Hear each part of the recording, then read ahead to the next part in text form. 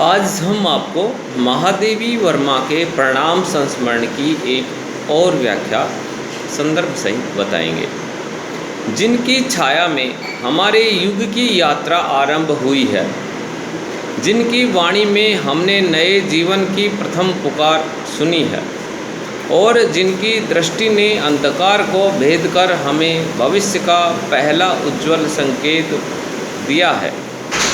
उनके अवश्यंभावी अभाव की भी कल्पना हमारे लिए सह्य नहीं होती। इसी से रविंद्र के महाप्रयाण ने सबको स्तब्ध कर दिया। मृत्यु उनके निकट आतंक का कारण नहीं थी, क्योंकि जिस भारतीय विचारधारा के वे आस्थावान व्याख्याकार थे, उसमें जीवन अनंत है।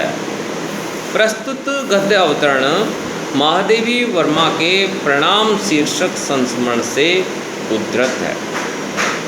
लेखिका बतलाती हैं कि टैगोर ने इस बात पर जोर दिया कि जिन्हें समाज तुच्छ समझता है, उनमें भी अनेक अच्छाइयाँ छिपी हुई रहती हैं। टैगोर ने अपने साहित्य में साधारण लोगों की चर्चा कर साहस का परिचय दिया है। समाज का कोई हिस्सा उन्हें उपेक्षणीय नहीं जान पड़ा। इसी प्रसंग में प्रस्तुत वर्णन है। लेखिका बतलाती हैं कि जो हमारा युग है, वास्तव में उसका प्रारंभ ही टैगोर द्वारा हुआ है। उनकी ही सम्माननीय वाणी ने जीवन में अपनाए जाने योग्य दृष्टिकोण प्रदान किया। पहली बार उन्होंने ही जीवन के बारे में नई बातें प्रस्तुत की। उन्होंने जीवन संबंधी परंपरागत रूढ़िग्रस्त दृष्टिकोण को नया मोड़ दिया। जीवन के प्रति स्वस्थ दृष्टि रखने का मार्ग प्रशस्त किया। इस प्रकार जीवन के विकास के बारे में विद्यमान निराशा को उन्होंने दूर किया। उन्होंने भविष्य को उज्जवल बनाने का उपाय बताया। उनके द्वारा बताए गए उपायों में कोई दाग, कोई कमी नज़र नहीं आती।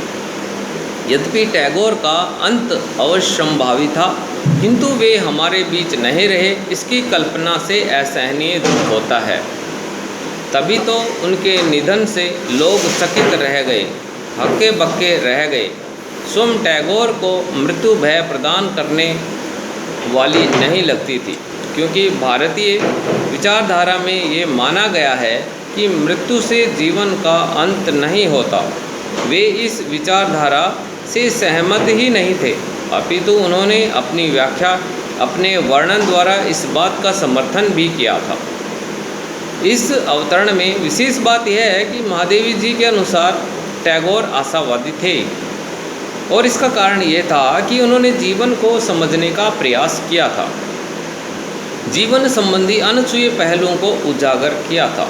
इस अवतरण की भाषा सरल है, तत्सम प्रधान तथा भावानुकूल है, शैली विश्लेषणात्मक है।